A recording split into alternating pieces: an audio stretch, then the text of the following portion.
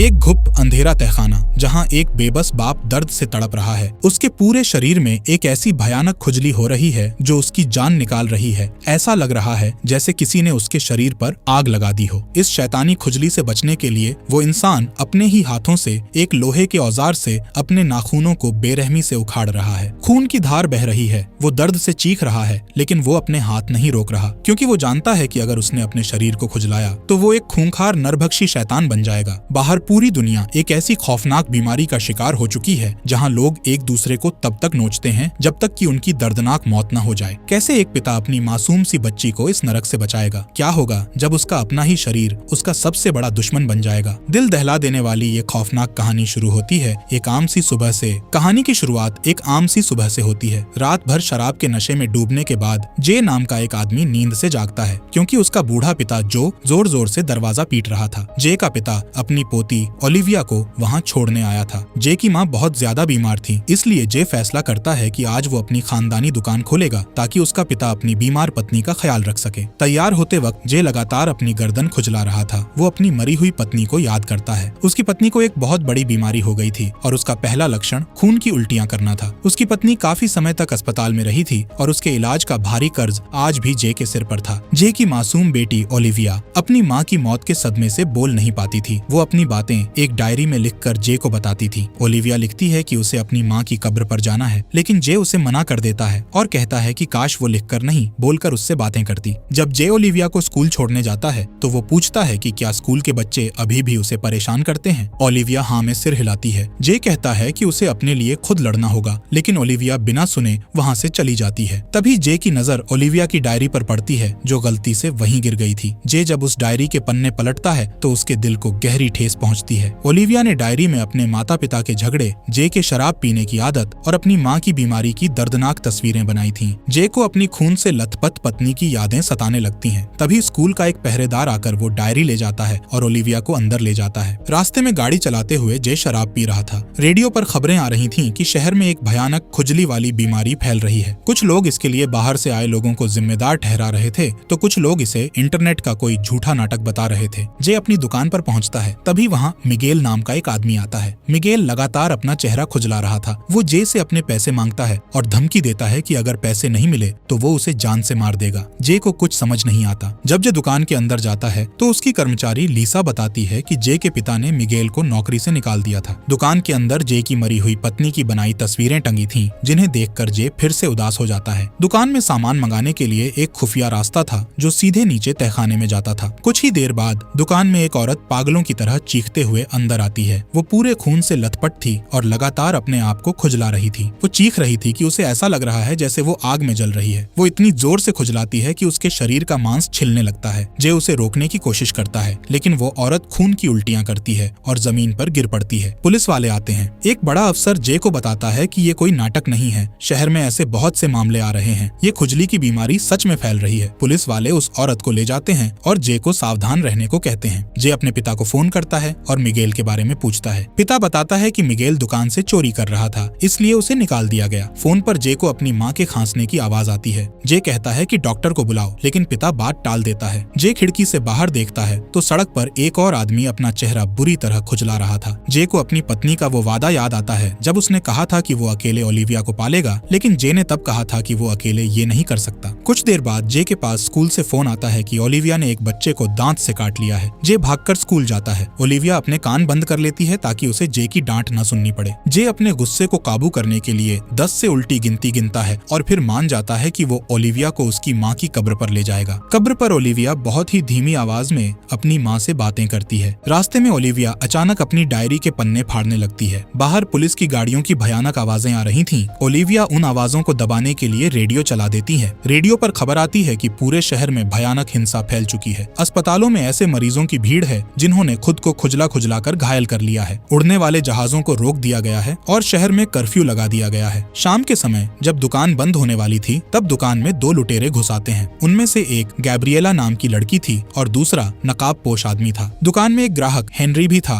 जो चुपके से छिप जाता है और पुलिस को फोन कर देता है। ओलिविया भी छिपी हुई थी, लेकिन उससे गलती से एक डब्बा गिर जाता है। गैब्रिएला जे को तहखाने में ले जाती है ताकि वो तिजोरी खोल सके, लेकिन जे घबराहट में तिजोरी नहीं खोल पाता। तभी वो नकाबपोश लुटेरा जे को धमकाता है है जे को उसकी आवाज पहचानी हुई लगती है। जे उसका नकाब खींचता है तो वो मिगेल निकलता है। जे मिगेल से कहता है कि पैसे लो और भाग जाओ, वो किसी को कुछ नहीं बताएगा। तभी ऊपर दुकान में गोली चलने की आवाज आती है। जे पागलों की तरह भागकर ऊपर जाता है और देखता है कि ओलिविया सुरक्षित है। जे उसे अपनी जगह बताने वाला यंत्र देता है और उसे तहखाने में छिपने को कहता है। जे देखता है कि दुकान की कर्मचारी लीसा को गोली लगी है। गैब्रिएला बताती है कि ओलिविया ने उसे काट लिया था, जिससे घबराहट में उससे गोली चल गई। जे किसी तरह लीसा के खून को रोकने के लिए पट्टियां बांधता है। तभी बाहर शटर पर एक सिपाही आकर जोर जोर से दरवाजा पीटता है। कैमरे में वो देखते हैं कि अचानक बहुत सारे पागल और खूंखार लोग उस सिपाही पर टूट पड़ते हैं और उसे मार डालते हैं। उसी वक्त छिपा हुआ ग्राहक हेनरी बाहर आता है और अपने फोन पर एक आपातकालीन संदेश सुनाता है। पूरे शहर में द इच नाम की बीमारी फैल चुकी है। इसका सबसे बड़ा लक्षण है खुद को और दूसरों को खुजलाने की तड़प। गैब्रिएला इसे मजाक समझती है और जे पर बंदूक तान देती है, लेकिन जे बहादुरी से गैब्रिएला को पकड़ लेता है, उसकी बंदूक छीन लेता है और मिगेल को भी काबू में कर लेता है। जे और हेनरी मिलकर उन दोनों लुटेरों को रस्सियों से बांध देते हैं। संदेश में बताया जाता है कि जो कोई भी 10 सेकंड से ज्यादा खुद को खुजलाएगा उसे वहीं गोली मार दी जाएगी। तभी जे के यंत्र से आवाज आती है। वो भागकर तहखाने में जाता है और देखता है कि एक खूंखार आदमी दूसरे आदमी को खुजला खुजलाकर मार रहा है। वो खूंखार आदमी जे पर झपटता है। जे मजबूरी में उसे गोली मार देता है। जे देखता है कि तहखाने का वो खुफिया रास्ता खुला हुआ था जहाँ से वो दो लोग अंदर घुसे थे। जे उस रास्ते को ताला लगाता है और ओलिविया को सुरक्षित ऊपर ले आता है। ऊपर आने पर पता चलता है कि हेनरी कुल्हाड़ी लेकर छिप गया है। जे उसे रोकता है और हेनरी डर के मारे अपनी कुल्हाड़ी फेंक देता है। जे अपने पिता को फोन करता है, लेकिन वो फोन नहीं उठाते। बाहर हालात नर्क बन चुके थे। मिगेल बताता है कि गैब्रिएला के पेट में बच्चा है, इसलिए जे इंसानियत के नाते उन दोनों को खोल देता है। लीसा भी कबूल कर लेती है कि दुकान से चोरी वो कर रही थी, मिगेल नहीं। कैमरे में वो देखते हैं कि सिपाही बाहर सड़कों पर हर खुजलाने वाले इंसान को गोलियों से भून रहे हैं, यहाँ तक कि उस मरे हुए सिपाही को भी। हेनरी बताता है कि ये खुजली एक ऐसे कीड़े से हो रही है जो शरीर के अंदर ही अंदर बढ़ता है। थोड़ी देर बाद जे अपने पिता को फिर से फोन करता है। इस बार पिता फोन उठाते हैं। वो ओलिविया से कहते हैं कि वो उससे बहुत प्यार करते हैं। फिर वो जे को बताते हैं कि जे की माँ को वो बीमारी हो गई है और उसने जे के पिता को भी खुजलाकर घायल कर दिया है। जे का पिता कहता है कि वो नरक वाली जिंदगी नहीं जीना चाहते, इसलिए वो पहले अपनी पत्नी को मारेंगे और फिर खुद की जान ले लेंगे। जे रोते हुए उन्हें रोकने की भीख मांगता है, लेकिन पिता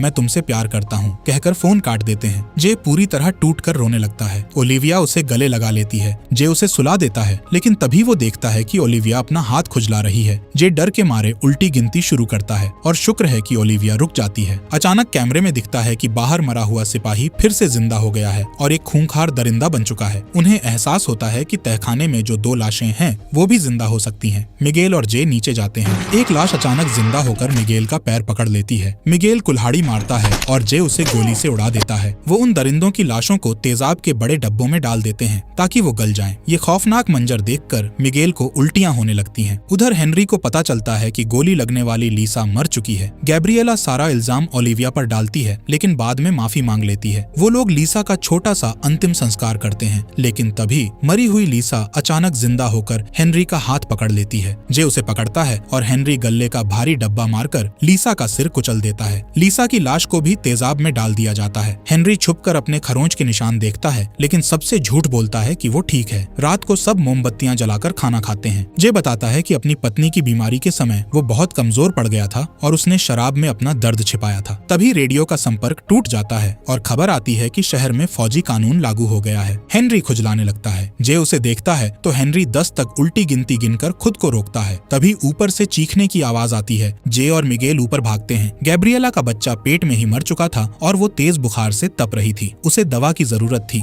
जे के मना करने के बाद भी मिगेल अपनी भतीजी को बचाने के लिए बंदूक लेकर दवा लेने बाहर निकल जाता है। इधर हेनरी खुजली बर्दाश्त नहीं कर पाता और भागकर तहखाने के गुसलखाने में छिप जाता है। वो खुद को इतना भयानक खुजलाता है कि उसका शरीर छिलने लगता है और वो खून की पेशाब करने लगता है। जे कुल्हाड़ी लेकर नीचे आता है। हेनरी जे से कहता है कि वो दरवाजा बाहर से बंद कर दे ताकि वो किसी को नुकसान न पहुंचा सके, लेकिन जे अपनी बेटी की सुरक्षा के लिए कोई खतरा मोल नहीं लेना चाहता था। जैसे ही जे दरवाजा खोलता है, हेनरी एक खूंखार शैतान बनकर जे पर टूट पड़ता है। दोनों जमीन पर लड़ते हैं। हेनरी जे का गला दबाने लगता है। तभी अचानक हेनरी तड़प कर जमीन पर गिर पड़ता है। ओलिविया ने दूर से कुल्हाड़ी मारकर हेनरी को मौत के घाट उतार दिया था। जे ओलिविया को ऊपर भेजता है और हेनरी के शरीर को टुकड़ों में काट डालता है। जे जब अपने हाथ धोता है तो उसके होश उड़ जाते हैं। हेनरी ने लड़ाई में जे को खरोंच मार दी थी। जे भी अब उस खौफनाक बीमारी का शिकार हो चुका था। तभी शटर पर आवाज होती है। मिगेल दवा लेकर वापस आ गया लिया था। जे उसे अंदर लेता है। जे देखता है कि बीमार गैब्रिएला ने भी खुद को खुजला लिया था। जे मिगेल को सारी सच्चाई बताता है और अपने शरीर पर खुजली मिटाने वाली दवा लगा लेता है। जे जानता था कि उसका अंत करीब है। वो अपनी मासूम बेटी ओलिविया को नींद की दवा देता है। वो रोते हुए उसे समझाता है कि अब वो उसके साथ नहीं रह सकता, लेकिन ओलिविया अपनी माँ की तरह बहुत बहादुर है। वो अपना फोन ओलिविया को देता है जिसमें सारी अच्छी यादें और तस्वीरें थीं। दोनों एक दूसरे को आखिरी बार प्यार करते हैं और ओलिविया सो जाती है। जे ऊपर जाता है और देखता है कि गैब्रिएला दरिंदा बनने वाली है। जे तकिया रखकर उसका दम घोंट देता है। दरवाजे के पीछे खड़ा मिगेल भी भयानक खुजला रहा था। मिगेल अंदर आता है और अपनी भतीजी की लाश देखकर पागल हो जाता है। वो जे का गला दबाता है। जे बंदूक निकालता है, लेकिन उसमें गोलियां नहीं थीं। मिगेल ने गोलियां पहले ही निकाल ली थीं। मिगेल जे को तब तक दबाता है जब तक जे बेहोश नहीं हो जाता। मिगेल बदला लेने के लिए बंदूक में गोलियां डालता है और सोती हुई ओलिविया को मारने के लिए जाता है, लेकिन तभी मरी हुई गैब्रिएला एक भयानक नरभक्षी दरिंदा बनकर जिंदा हो जाती है। जे होश में आता है और पीछे से मिगेल की गर्दन रेत देता है। जे बंदूक छीनकर गैब्रिएला को भी गोली मार देता है। पूरी दुकान खून से सनी थी। जे अपनी बच्ची को सुरक्षित कमरे में बंद कर देता है और उसके लिए एक खत लिखता है। फिर जे तहखाने में जाता है और सारे दरवाजों को हमेशा के लिए बंद कर देता है। जब उसके शरीर में खुजली हद से ज्यादा बढ़ने लगती है तो वो एक लोहे के औजार से अपने ही नाखूनों को उखाड़ना शुरू कर देता है ताकि दर्द से खुजली का एहसास खत्म हो जाए। अगली सुबह जब ओलिविया की आंख खुलती है तो वो देखती है कि जे ने बोर्ड पर जिंदा रहने के सारे तरीके लिखे हुए हैं। ओलिविया अपने पिता का खत पढ़ती है, तहखाने के बंद दरवाजे के पास जाती है और भारी आवाज में कहती है, पापा मैं आपके पास हूँ। और इसी खौफनाक दर्द और प्यार के साथ ये कहानी हमेशा के लिए खत्म हो जाती है। उम्मीद है फॉक्स एक्सप्लेनर चैनल की ये वीडियो भी आप लोग भरपूर शेयर और लाइक करेंगे। नेक्स्ट मूवी कौन सी देखनी है उसका नाम कमेंट सेक्शन में लिख दीजिए। मिलते हैं अगली शानदार वीडियो में।